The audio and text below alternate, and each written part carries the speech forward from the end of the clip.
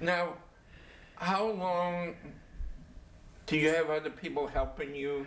I have my son-in-law comes over and helps me from time to time, particularly moving dirt and stuff. We've had to bring in about 70 cubic yards of dirt into the backyard to raise it up 2 feet. Yeah, and then we bricked up the front of it, and I have a friend in the Garden Railroad Society that came over. He's a contractor, and he helped me lay the foundation and then the bricks and then fill them in. Now, when you are completed, how much do you think you would have put into this whole thing? In the neighborhood of about 50,000. But when you're doing it a year at a time, and it's all on a cash-go basis, so just... How do you protect it from the rain?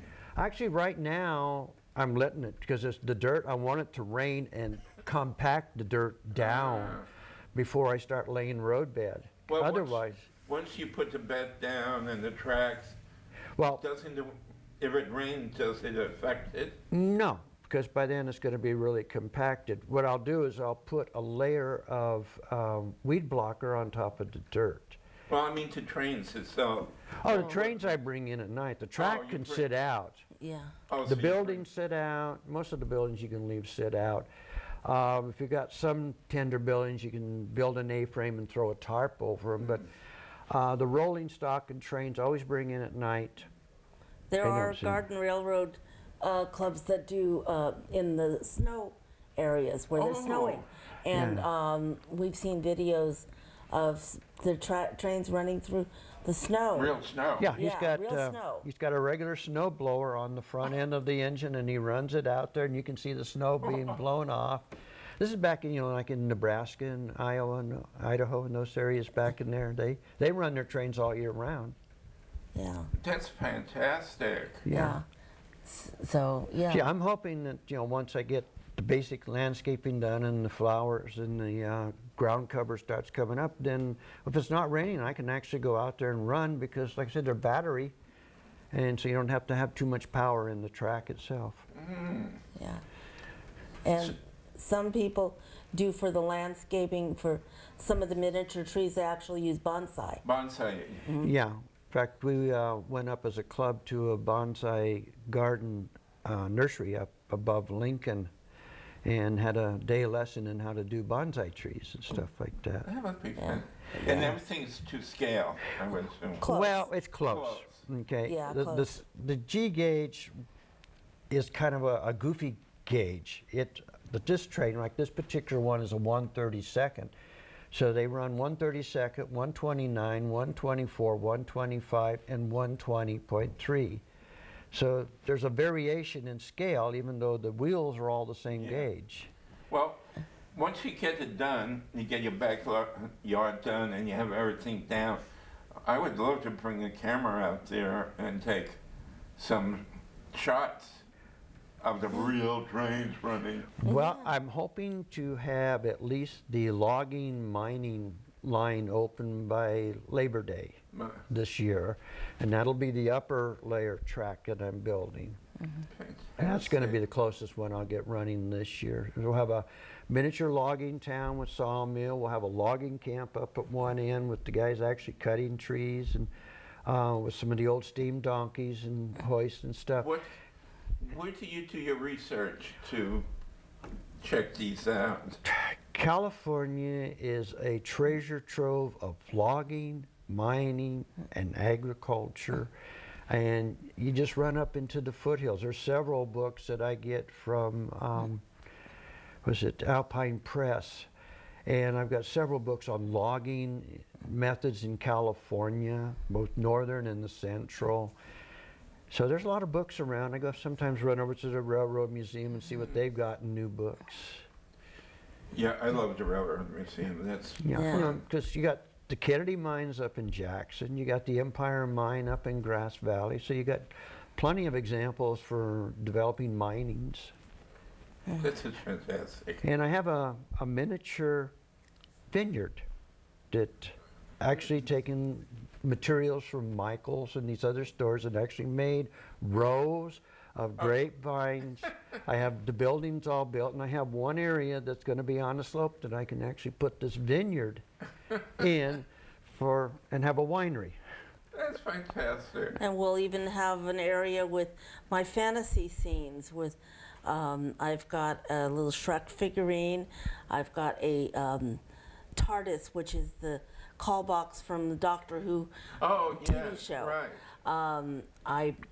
We were at another layout, and they had Doctor Who and one of his companions. They had some of the superheroes figurines, and for their fantasy section, and don't forget we're going to do Oz.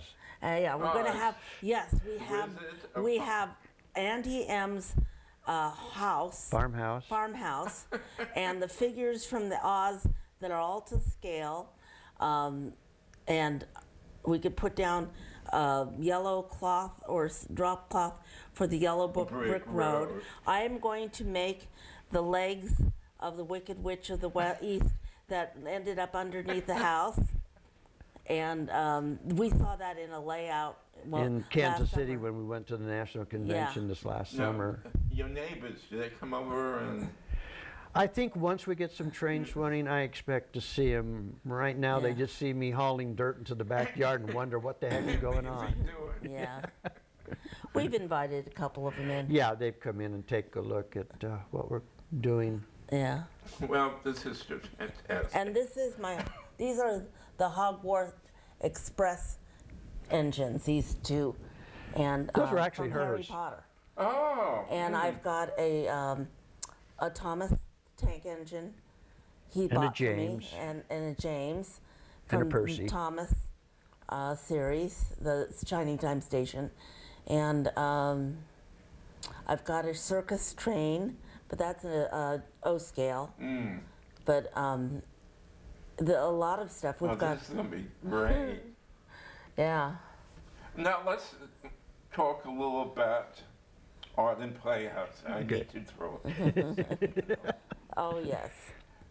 And we are now playing, we just opened a play called Soap Solutions. Right. It's hysterical. It is funny. And Arden Playhouse, it's kind of hard to find. Tell us where it is. It's on Roseville Road, between Madison and Sunrise, or Antelope. Antelope. Yeah.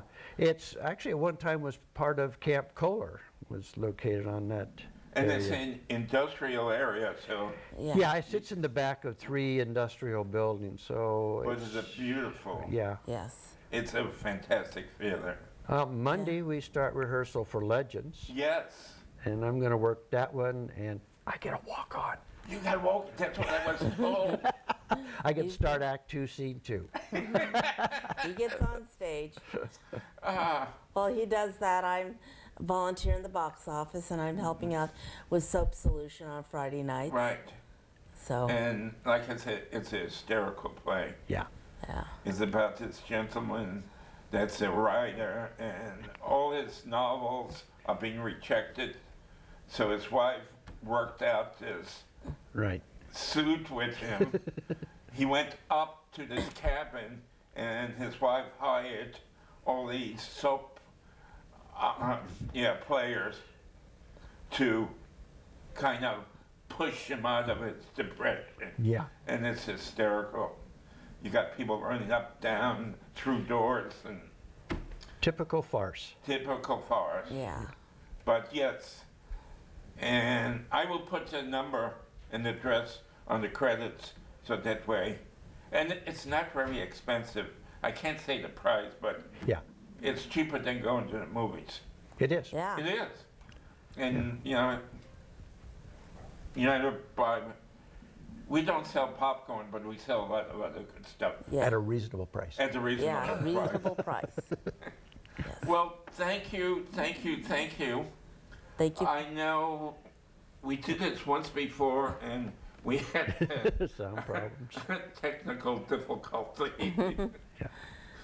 So, thank you for coming. Thank you for having us. And I do want to have you back. Yeah.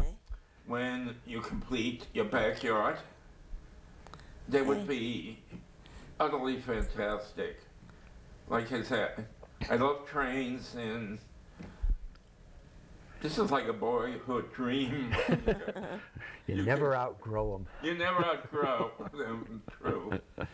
Well, thank you, ladies and gentlemen. And I'm looking forward to seeing you again. Local Talent Showcase brings you good news. It gives you good information. So you don't have to read the newspaper and get all the depression news. This is upbeat, happy. It's fantastic. So thank you, and please come back and watch Local Talent Showcase. And good afternoon, good evening, good morning, whenever you're watching us. Thank you. Bye. Bye.